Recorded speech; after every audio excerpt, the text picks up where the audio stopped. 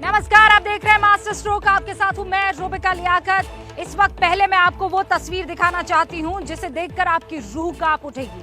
ये तस्वीरें दूर से देखने पर ऐसा लग रहा है जैसे जगमग दिवाली का महीना या दिवाली का त्योहार आ गया है। लेकिन यकीन मानिए, ये जो तस्वीर इस वक्त आप देखेंगे लखनऊ के भैंसा कुंड की तस्वीर है, जहां चिताओं के जलने के बाद वो एक के बाद एक वो छोटी छोटी रोशनी जो आपको दिखाई दे रही है, दिखा रही है कि लखनऊ में हालात ठीक नहीं है। ये इस वक्त की बड़ी खबर है। उत्तर प्रदेश के लखनऊ का प्रसिद्ध भैंसा कुंड, जहां पर चिताएं इस वक्त जल रही हैं और दूर से जो तस्वीर खींची गई है उसे देखकर ऐसा लग रहा है कि कुछ जगमग है, लेकिन असलियत ये है, सच्चाई ये है, जब आप नजदीक से देखेंगे तो वो जगमग रोशनी जिंदगी की हकीकत है, कोरोना की भयावहता की हकीकत है। लखनऊ के भैंसा कुंड की ये तस्वीरें, ये चिताएं चेता रही है कि अगर हम आज नहीं जागे तो फिर कभी नहीं जाग पाएंगे, बहुत देर हो जाएगी। देखिए, इस वक्त कोरोना और कुंभ दोनों साथ साथ देश में चल रहे हैं। कोरोना और कुंभ एक साथ चल रहे हैं और परेशानी भी। ऐसे में जब शहरों में धारा 144 लग रही है, लॉकडाउन लग रहा है, लोगों से सामाजिक दूरी का पालन करवाने को कहा जा रहा है। हरिद्वार के कुंभ में आज के शाही स्नान में 10 लाख लोगों ने स्नान किया। परसों यानी 12 अप्रैल को 32 लाख लोगों ने स्नान किया। और ऐसा नहीं है कि हरिद्वार में कोरोना का डर नहीं है। खुद कुंभ प्रशासन कह रहा है कि पिछले 2 से 3 दिन में 1000 से ज्यादा लोग पॉजिटिव हो चुके हैं, लेकिन कुंभ जारी है। अभी तो 3 शाही स्नान बाकी है और दूसरी तरफ पूरे देश के कोरोना से हालात खराब होते चले जा रहे हैं। अस्पतालों के गेट पर मरीज बेमौत मर रहे हैं। अस्पताल में एडमिशन नहीं मिल रहा है। मिल जाए तो खुशकिस्मती है, नहीं तो भगवान भरोसे। कोरोना के बढ़ते केसेस की वजह से ऑक्सीजन नहीं मिल रही है। शमशान घाटों की लकड़ी खत्म हो गई है। शायद ही इस भयावहता का अंदाजा मैंने किसी ने भी लगाया होगा। इस वक्त देश की जो कड़वी सच्चाई है उसे आंख खोलकर दिल की गहराई से समझने की कोशिश कीजिए।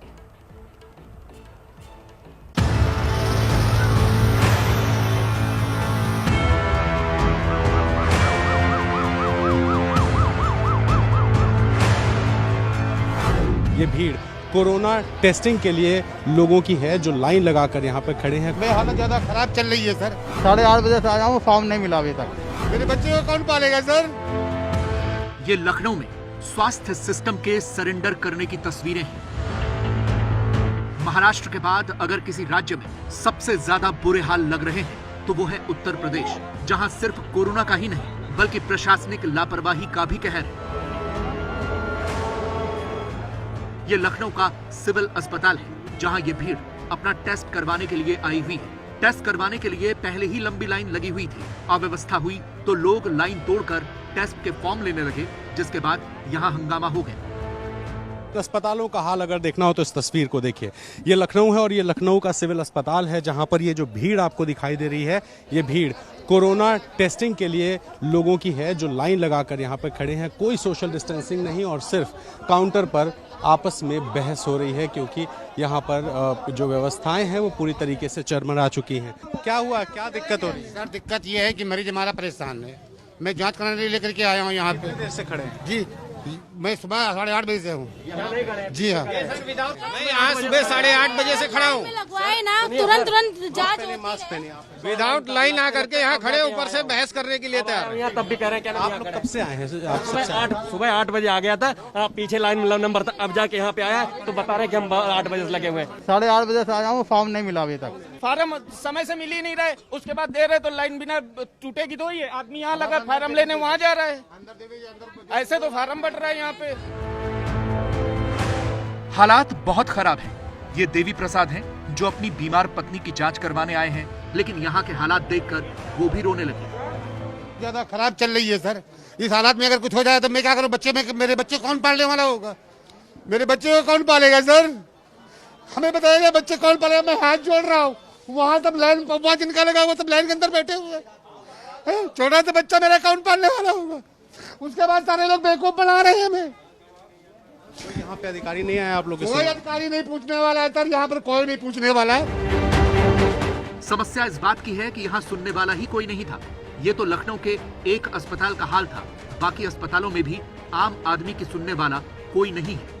आदमी सुनवाई क्या हो रही, जवाब सामने, नजर सामने, आप जो कुछ देख रहे हैं आपकी नजर के सामने है सर। यहाँ पे ये सब आप नजर के सामने है सर।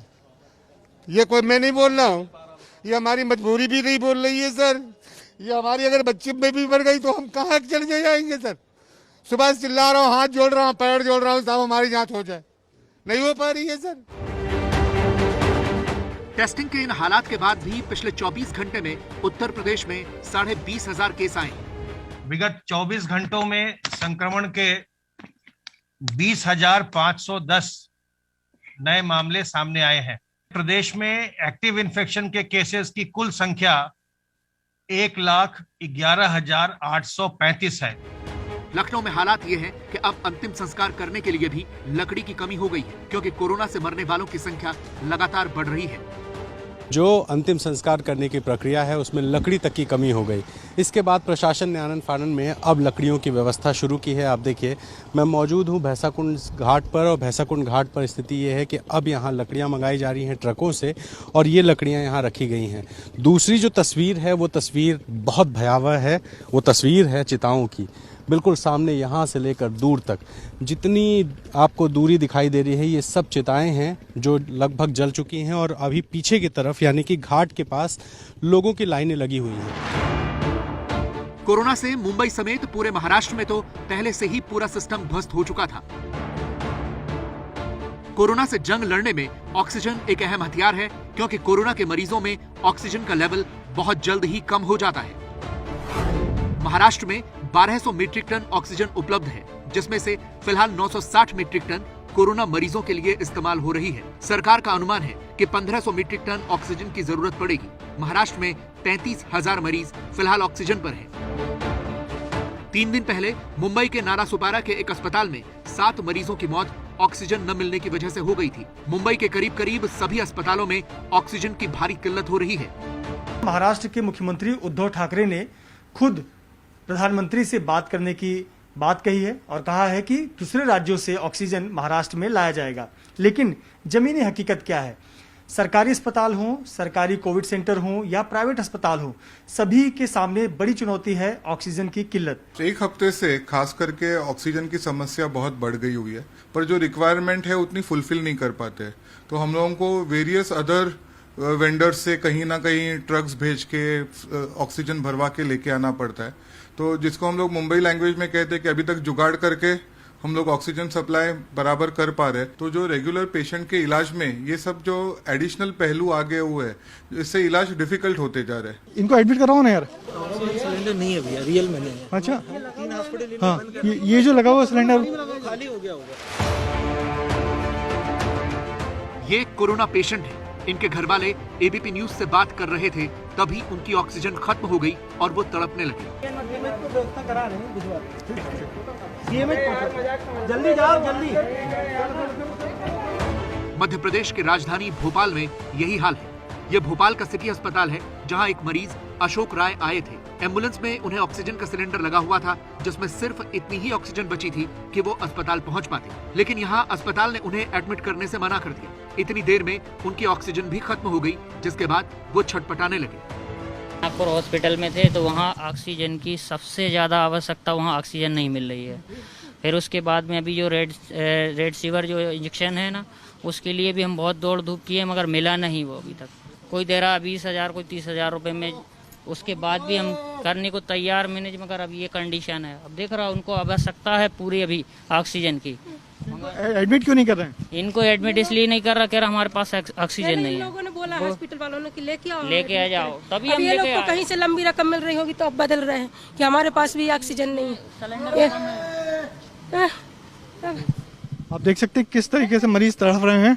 ये अस्पताल का, इनको एडमिट कराओ ना यार। राज्य के 70% निजी अस्पताल में ऑक्सीजन की कमी हो रही है।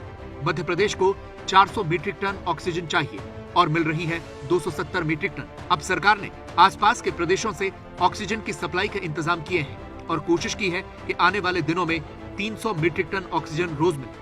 अस्पतालों में ऑक्सीजन की इतनी दिक्कत चल रही है कि लोग परेशान हैं। अस्पताल के डॉक्टर्स स्वयं वीडियो बना के कह रहे हैं कि हमको ऑक्सीजन की सप्लाई सुचारू करवाई जाए, वरना होगा क्या कि यदि मरीज आता है अस्पताल तो इसी उम्मीद से आता है कि अब यहाँ पे ठीक हो जाएगा, क्योंकि एक एक अस्पताल में एक एक बिस्तर की बड़ी मारामारी है। यदि वो अंदर आता है उसके बाद फिर यदि यहाँ पे ऑक्सीजन के चलते उसकी डेथ हो जाती है तो हालत का अंदाजा आप लगा सकते हैं।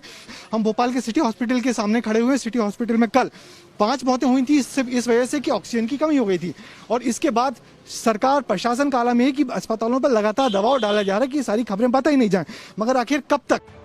खुद मुख्यमंत्री कह रहे हैं कि उन्होंने ये कभी नहीं सोचा था कि ऑक्सीजन की अचानक से इतनी कमी हो जाएगी। ऑक्सीजन की आपूर्ति चैलेंज जरूर है। चैलेंज इसलिए है कि हमारे यहाँ अलग राज्यों से आती टैंकर आता है, रास्ते में टैंकर डिले ना हो जाए, लेट ना हो जाए। भारत सरकार के हम निरंतर संपर्क में हैं और हम जितनी चाहते हैं ग्रेजुअली बढ़ती है, लेकिन उसके हिसाब से ऑक्सीजन हमको मिलती चली जाती है। प्राइवेट अस्पताल इन्वॉल्व हो गए बड़ी संख्या में, किसी ने 10 मरीज भर्ती कर लिए, किसी ने 20 मरीज भर्ती कर लिए। अब वो कितनी ऑक्सीजन की जरूरत है अगर वो समय पे नहीं बताते तो रियल टाइम में जानकारी प्राप्त करना और आपूर्ति करना ये चुनौती है, लेकिन हम लोग लगातार लगे हुए हैं और ऑक्सीजन की कोई कमी नहीं है। ये उज्जैन है जहां अस्पतालों के हालात लगातार बिगड़ रहे हैं। अस्पतालों में पैर रखने की जगह तक नहीं है और मरीज जमीन पर लेटकर और कुर्सी पर बैठकर ऑक्सीजन ले रहे हैं, वो भी अगर किस्मत से ऑक्सीजन मिल जाए। बेड्स की इतनी कमी है कि अस्पताल में जिसे जहां जगह मिल रही है वो वहीं लेटकर अपना इलाज कर रहा है। सवाल यह है कि जब इन सारी व्यवस्थाओं को ठीक करने का समय था तब क्यों नहीं किया गया? क्या सरकार से कोरोना की भयावहता की कैलकुलेशन में कोई गलती हो गई? यही आरोप अब विपक्ष भी लगा रहा है। पिछले साल फरवरी में मैंने और कांग्रेस पार्टी के सब नेताओं ने कहा, नरेंद्र मोदी जी, कोरोना से हिंदुस्तान को बहुत नुकसान होने वाला है,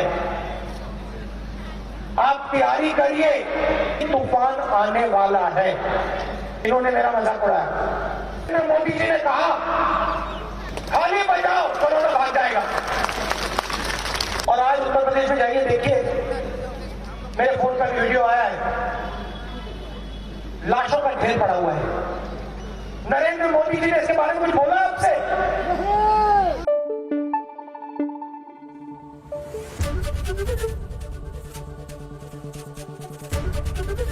एबीपी न्यूज आपको रखे आगे।